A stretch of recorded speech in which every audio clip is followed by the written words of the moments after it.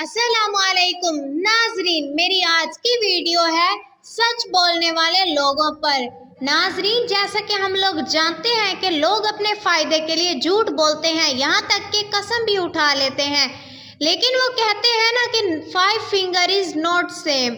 बिल्कुल इसी तरह की मेरी आज की कहानी भी है। शेख अब्दुल कादिर जिलानी, जो कि एक सच्चे वली थे, अपनी माँ के फर्माबरदार बेटे थे।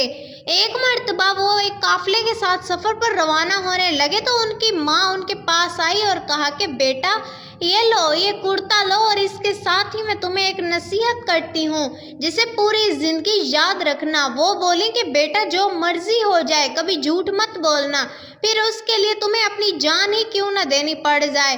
वो अपनी माँ के फर्माबरदार बेटे थे। उन्होंने कहा कि माँ, मैं कभी ऐसा नहीं करूँगा। ये कहकर वो सफ़र पर रवाना हो गए।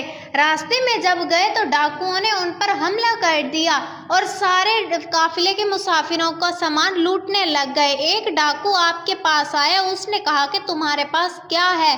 तो आपने कहा कि अशरफियाँ। वो डाकू आपकी तलाशी करने लगा लेकिन उसे कुछ न मिला। जब वह जाने लगा तो आपने कहा कि रुको, मेरे पास अशरफियाँ हैं। उसने कहा कि ये तुम क्या कह रहे हो? तुम झूठ बोल रहे हो, नहीं है तुम्हारे पास अशरफियाँ। आपने कहा कि नहीं, मेरे कुर्ते में हैं पड़ी अशरफियाँ। उसे आखिरकार गुस्सा आ गया और वो आपको अपने सरदार के पास ले गया।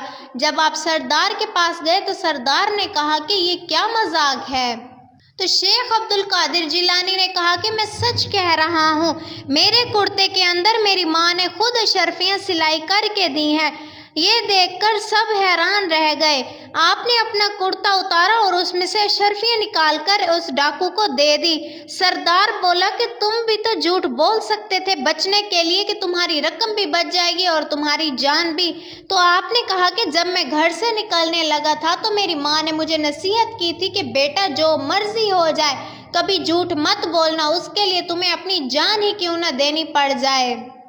ये सब सुनने के बाद डाकू बहुत अपनी नज़रों में शर्मिंदा हुआ और उसने सोचा कि मैंने अपनी ज़िंदगी में आज तक क्या किया है?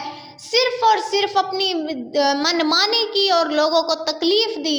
ये सब छोड़ने के बाद उसने ओहद किया कि आज के बाद मैं बुराई के रास्ते पर कभी नहीं जाऊंगा और अपने रब की राह में, दीन की राह में अपनी गर्दन झुकाकर बढ़ चढ़ कर हिस्सा लूंगा। नाजरीन, अगर आपको ये वीडियो अच्छी लगे तो हमारे चैनल को सब्सक्राइब कर दें और हमें अपनी राय कमेंट बॉक्स में ज़रूर बताइएगा।